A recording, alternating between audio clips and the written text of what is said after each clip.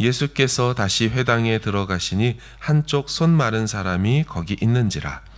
사람들이 예수를 고발하여 하여 안식일에 그 사람을 고치시는가 주시하고 있거늘. 예수께서 손 마른 사람에게 이르시되 한가운데에 일어서라 하시고 그들에게 이르시되 안식일에 선을 행하는 것과 악을 행하는 것, 생명을 구하는 것과 죽이는 것 어느 것이 옳으냐 하시니 그들이 잠잠하거늘. 그들의 마음이 완악함을 탄식하사 노하심으로 그들을 둘러보시고 그 사람에게 이르시되 내 손을 내밀라 하시니 내밀매 그 손이 회복되었더라. 바리새인들이 나가서 곧 헤롯 왕과 함께 어떻게 하여 예수를 죽일까 의논하니라. 예수께서 제자들과 함께 바다로 물러가시니 갈릴리에서 큰 무리가 따르며 유대와 예루살렘과 이두메와 요단강 건너편과 또 두로와 시돈 근처에서 많은 무리가 그가 하신 큰 일을 듣고 나아오는지라. 예수께서 무리가 애워싸 미는 것을 피하기 위하여 작은 배를 대기하도록 제자들에게 명하셨으니 이는 많은 사람을 고치셨으므로 병으로 고생하는 자들이 예수를 만지고자 하여 몰려왔음이더라. 더러운 귀신들도 어느 때든지 예수를 보면 그 앞에 엎드려 부르짖어 이르되 당신은 하나님의 아들이니이다 하니 예수께서 자기를 나타내지 말라고 많이 경고하시니라. 또 산에 오르사 자기가 원하는 자들을 부르시니 나온지라. 이에 12를 세우셨으니 함께 있게 하시고 또 보내사 전도도 하며 귀신을 내쫓는 권능도 가지게 하려 하심이로라.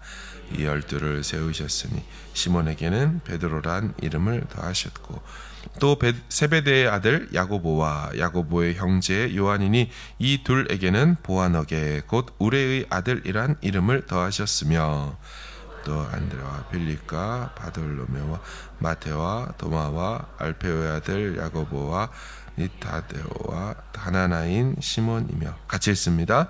또 가룟 유다니 이는 예수를 판자더라. 아멘. 예수님은 공생의 사역을 시작하시면서 정말 바쁘셨습니다. 예수님이 옮겨가는 곳마다 장소를 가리지 않고 사람들이 몰려들었지요. 많은 사람들이 예수님을 추종하고 따르는데 반면에 예수님 가는 곳에 똑같이 따르지만 마음이 전혀 다른 이들이 있었습니다. 계속해서 등장하고 있는 이 바리새인들입니다. 예수님이 이제 회당에 들어가시죠. 당일은 안식일이었습니다. 어제 마지막 본문에서도 예수님이 안식일에 밀밭사이를 지나면서 이삭을 자르자 그것 가지고 추수했다며 일을 했다며 안식일을 범했다며 공격하는 일들이 있었습니다. 오늘 본문의 안식일이 어제의 그 안식일인지 정확히는 모르지만 어쨌든 똑같은 안식일에 자기들 회당에 가지도 않고 죽자 사자 예수님만 쫓아다닙니다. 아마 언뜻 봐서는 하도 열심히 쫓아다니고 예수님의 말씀 하나, 행동 하나 놓치지 않고 있는 것으로 보아서 다른 사람이 볼 때는 거의 수제자 무리처럼 보였을지도 모르겠습니다. 혼자 하는 상상이지만 아마도 베드로, 야고보, 요한이 생각하기를 야 쟤들은 우리보다 훨씬 더 열심이다 이런 생각을 했을지 모르겠습니다. 2절을 보십시오. 이들이 예수님을 열심히 주시하고 있죠. 사람들이 예수를 고발하려 하여 안식일에 그 사람을 고치시는가 주시하고 있거늘. 근데 이 주시하고 있긴 한데 무슨 사냥감이나 먹잇감을 노려보듯이 예수님을 주시하고 있습니다. 같은 시선이고 같은 바라봄이지만 목적이 다르다는 거죠. 예수님이 이 사실을 모르시지 않았습니다. 오히려 아시고는 손 마른 사람, 이 병자를 가운데에 일으켜 세우셨습니다. 그리고는 이 바리새인들에게 묻는 거죠. 안식일에 선을 행하는 것과 악을 행하는 것 둘 중에 무엇이 옳으냐? 안식일에 생명을 구하는 것과 죽이는 것 어느 것이 옳으냐? 삼척 동자에게 물어도 다 대답할 수 있을 만한 질문임에도 그들은 대답하지 않습니다. 예수님은 입을 꼭 다물고 있는 그들을 보시면서 탄식하셨습니다. 그들의 입을 다무는 완악함에 노하신 것이죠. 그리고 그 사람에게 말합니다. 네 손을 내밀어 봐라. 내밀어 보니 그 사람 손이 이미 나와버린 거죠. 자, 그러면 이런 일이 일어나면 어떻게 해야 정상입니까? 예수님 대단하십니다. 하나님 할렐루야. 뭐 이런 거 해야죠. 병에서 놓여서 안식일에 참된 안식을 누리게 된 그 사람을 축하하면서 모두가 함께 회당에서 예배로 나아가면 될 겁니다. 근데 이 바리새인들이 무엇합니까? 6절을 보면 바리새인들이 나가서 곧 헤롯 당과 함께 어떻게 하여 예수를 죽일까 의논하니라. 기가 막힌 장면입니다. 왜냐하면 이 바리새인들이 정말 싫어하는 것이 헤롯 당인데 이 일을 계기로 헤롯 당과 함께 논의를 시작했다. 목적은 예수를 죽이자. 이 바리새인이라는 말, 파리사이오스라는 말이 구별되다, 분리되다는 뜻을 갖고 있다고 말씀을 드렸죠. 그들은 예수님 오시기 한 150년, 200년 전쯤에 나타나서 이 세상과 세속과 분리되어서 이 거룩한 삶을 살고자 하였던 이 평신도 경건주의 운동자들입니다. 따라서 그들은 속성이 세속 정권을 너무나 싫어합니다. 그래서 세속 정권과 결탁하여서 부와 지위를 누리고 있는 대제사장들 그룹들 너무 싫어했어요. 자신들만 거룩하고 자신들은 세상과 구별되고 분리되었다. 이렇게 살아온 게 이 바리새인들이라고요. 그런데 이 바리새인들이 지금 뭐 한다는 겁니까? 세상 정권의 정점에 있는 헤롯 당과 헤롯 대왕의 후예들과 함께 공모하고 머리를 맞대고 그리고 예수를 죽이겠다 하고 있다니 기가 막힐 노릇이라는 거죠. 이 안식일에 생명을 구한 일을 보고는 생명을 죽일 일을 도모하고 있다는 겁니다. 예수님이 질문하셨던 어느 것이 옳으냐? 생명을 살리는 게 옳으냐? 생명을 죽이는 게 옳으냐? 당연히 생명을 살리는 것이 옳은임에도 이들은 생명을 살린 그 예수를 죽이는 짓을 안식일에 모여 논의하고 있다는 겁니다. 이들은 예수님과 매우 가까이 있지만 전혀 예수님을 받아들이지 않는 자들이었습니다. 그런데 이 바리새인들과 다른 그룹이 이제 7절 이하에 나오죠. 바로 먼 곳에서 모여든 자들입니다. 갈릴리를 포함해서 총 7군데에서 모여든 자들이라고 성경이 말하죠. 7절, 8절 보십시오. 예수께서 제자들과 함께 바다로 물러가시니 갈릴리에서 큰 무리가 따르며 유대와 예루살렘과 이두메와 요단강 건너편과 또 두로와 시돈 근처에서 많은 무리가 그가 하신 큰 일을 듣고 나아오는지라. 아멘. 자, 갈릴리, 유대, 예루살렘, 이두메, 요단강 건너편, 두로와 시돈 총 7군데. 이 지역들은 유대 지역도 있지만 이방 지역들도 있습니다. 다시 말하면 이방에서도 예수님의 소식을 듣고 몰려왔다는 겁니다. 그런데 정작 예수님 가까이 있는 바리새인들은 오히려 물러가서 죽이려 도모하고 있다는 거죠. 참으로 안타까운 영적인 아이러니입니다. 나아가 예수께서 병을 고치실 때 이 쫓김 당하는 더러운 귀신들이 뭐라고 합니까? 예수님이 그 입 다물라고 해도 거침없이 말하죠. 당신은 하나님의 아들입니다. 11, 12절 보십시오. 더러운 귀신들도 어느 때든지 예수를 보면 그 앞에 엎드려 부르짖어 이르되 당신은 하나님의 아들이니이다 하니 예수께서 자기를 나타내지 말라고 많이 경고하셨다. 여러분, 더러운 귀신들도 예수님이 누구신지 알아보고 엎드려 부르짖습니다. 이방 지역에서도 먼 거리마다 않고 찾아 나와 치료해달라고 부르짖습니다.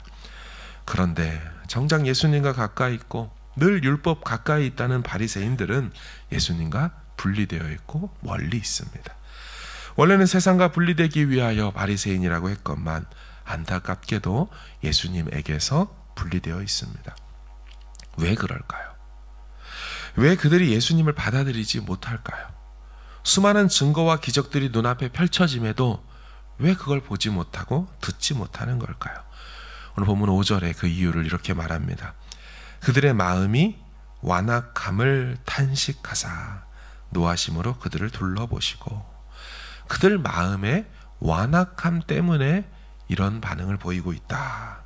이 완악함, 딱딱함이라는 뜻이죠. 이 고집스러움입니다. 예수님 그분 앞에서도 꺾이지 않는 마음을 갖고 있는 것이죠.